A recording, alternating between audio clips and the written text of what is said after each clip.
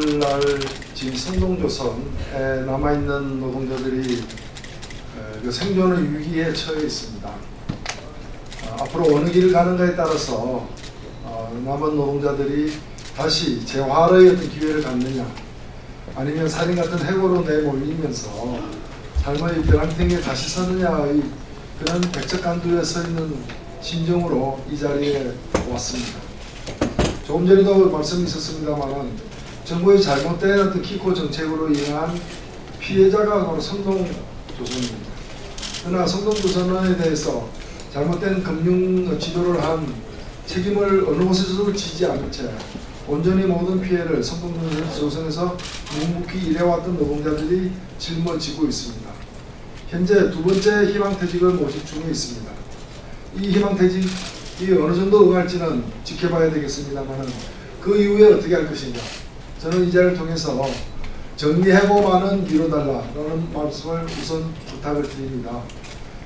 노사가 그리고 채권단과 더불어서 성동조선의 노동자들이 함께 이후 대책에 관해서 협의할 수 있는 기회를 다시 한번 부여를 해야 됩니다. 그리고 최대한 잔존 인원을 갖다가 늘리는 방향으로 일이 진행이 돼야 된다고 봅니다. 실제로 일자리를 중시한다고 문재인 정부가 출범을 했습니다만은 적극적인 일자리 정책을 강구하기보다는 성동조선이 처한 그 위기 상황에서 금융권의 이해관계, 채권단의 이해관계에만 일자리를 딱 온전히 맡겨버리는 상황이 지속되고 있습니다. 그런 상황 속에서 일자리 최우선이 아니라 손실금 보전 최우선, 그리고 채권 회수 최우선, 그리고 기업의 이윤을 가장 최우선 고려로 두는 상황이 계속된다면 그야말로 일자리 정부라는 그 호칭은 스스로 벗어 던져야 할 것입니다.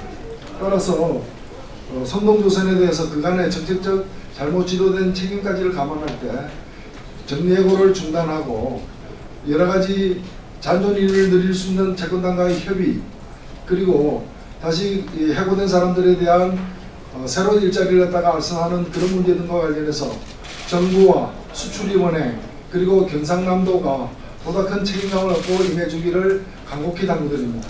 감사합니다. 다음은 정주교 금속노조 부위원장님의 발언이 있으시겠습니다. 기자 여러분 반갑습니다. 돌이켜보건대 환해증이라는 금융상품, 이 망령이 또다시 살아나고 있습니다. 과거 한국GM도 그렇고 많은 제조업의 회사들이 환해증으로 어마어마한 손해를 입었습니다. 하지만 금융권이 책임지지 못하고 그 모든 책임을 우리 노동자들에게 지어지고 있습니다. 좀 전에 노회찬 의원께서 말씀하셨듯이 정리해고, 2009년 쌍용자동차 사태를 돌이켜보십시오.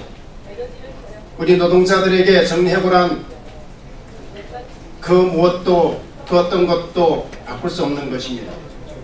저희 금속노조는 성동조선의 정리해고가 단행된다면 또다시 싸울 수밖에 없는, 거리에 투쟁할 수밖에 없는 사항이라는 것입니다.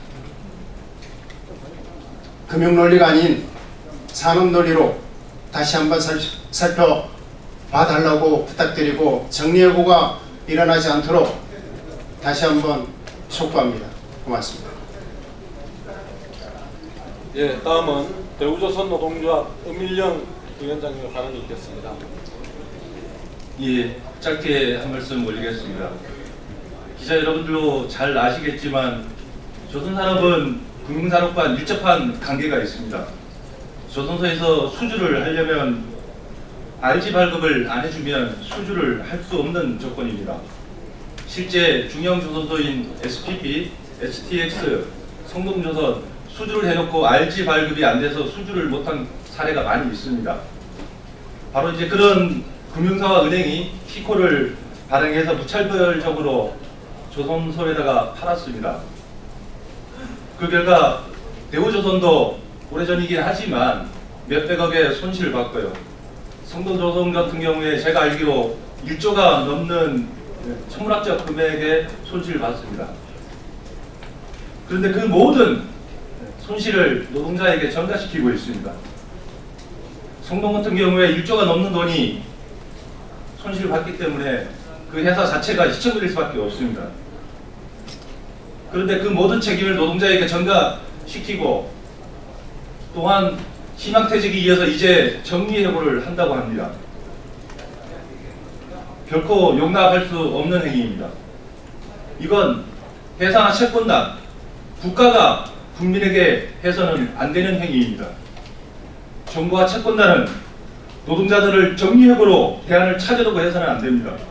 보다 근본적인 방법으로 조선업 육성 정책에 대해 청사진을 만들고 지금 피눈물을 흘리고 있는 조선소 노동자들의 피와 땀에 대한 대가에 대한 보상을 정리해고로 답해서는 안 됩니다. 조선소 노동자들의 피와 눈물을 다시 한번 생각해 주시고 올바른 정책과 올바른 대안을 촉구드립니다. 이상입니다. 예, 경상남도가 조선산업이 많이 발달한 지역입니다. 그래서 부품 사업장들도 기자재 사업장들도 많이 있습니다. 지금 창원기계공업단지와 김해를 중심으로 조선산업 기자재 업체들이 구도가 나고 있습니다. 아마 성동조선해양마저 회생의 길로 가지 못하고 파산하는 형태로 또는 수많은 노동자를 정리해고하는 형태로 가면 더 많은 기자재 업체들이 부품 사업장들이 뻗어나지를 못할 거라고 생각합니다. 지금 성동조선해양 지회장님이 13일차 단식 농성을 하고 있습니다. 그래서 지회장님이 올라오시지 못했기 때문에 박경태 수석 부지회장으로부터 짧은 상황에 대한 말씀과 함께 기자회견문 낭독이 있겠습니다. 예, 반갑습니다. 일단 뭐 다들 아시다시피 저희 성동조선 사업장은 지난 3월 8일 정부의 발표에 의해서 법정관리 상태에 있습니다. 그런데 저희 사업장이 법정관리로 오기까지 다들 경영 부실 이런 쪽만을 얘기하고 있습니다. 그러나 그 부실의 시발점이 어딘지, 그 시초가 어딘지, 그 사태의 본질에 대해서는 그 누구도 얘기하고 있지 않습니다. 저희가 2008년도 수주한 선박에 대한 선수금 환급 보증을 발급해주는 조건으로 그때 당시에 채권단에 있던 은행들이 그 조건으로 기코 가입을 강매를 하게 됩니다. 그 강매를 통해서 환해지 손실로 인해서 성동조선은 원금 손실이 직접 손실이 8천억, 그 다음에 환해지 손실까지 포함한 간접 손실이 1조 4,300억 가량 손실을 입으면서 유동성 위기를 맞고 결국 법정 관리까지 오게 되었습니다. 그리고 지금 상태에서는 인가전 M&A 밖에 방법이 없다고 얘기하면서 그걸 빌미로 해서 성동조선 노동자들 147명 플러스 사무직 240명 해가지고 그 인원만 남기고 저는 정예고를 통한 대량 해고를 단행하겠다고 지금 얘기하고 있습니다. 그래서 저희 노동자들은 길거리에서 투쟁하고 서울에서는 230일째 그리고 경남도청 앞에서는 30일째, 제장 동지의 단식 투쟁은 오늘로서 13일째 계속해서 투쟁을 하고 있습니다. 그래서 저희는 이 사태의 본질에 대해서 금융당국이나 정부나 그 누구도 책임지고 있지 않기 때문에 모든 책임을 노동자들이 져야 한다는 데에서 심한 자괴감까지 느끼는 바입니다. 그래서 모든 것들이 바로 잡아졌으면 좋겠고 그 노동자들의 정례고가 아닌 고용이 유지되는 그 성동조선의 회생도 촉구하는 바입니다. 네, 이어서 기자회견문 낭독하도록 하겠습니다. 성동조선해양 법정관리는 관치금융의 결과 금융당국이 책임져라. 2008년 금융위기가 발발하기 전 성동조선해양은 우리은행 등 은행에서 선수금 환급 보증 RG를 미끼로 가입할 것을 권유하는 것을 못 이겨 키코에 가입했다. 즉 은행의 압력과 꺾기로 환율이 떨어지면 약간의 이익이 발생하고 환율이 올라가면 무한대의 손실을 보는 상품에 가입한 것이다. 결국 2008년 리먼 사태 이후 달러 가치가 폭등해서 환율이 올라가자 되돌릴 수 없는 손실을 입고 국내 기업 중 최대의 키코 피해자가 되었다. 매출이 1조 원이었던 2009년 한 해만 동아선도 부채가 8,360억 원, 파생상품 평가 손실액이 1조 4천억 원에 달하는 천문학적인 손실을 입었다. 2009년 부채 총액이 자산 총액 7,730억 원이나 초과했다.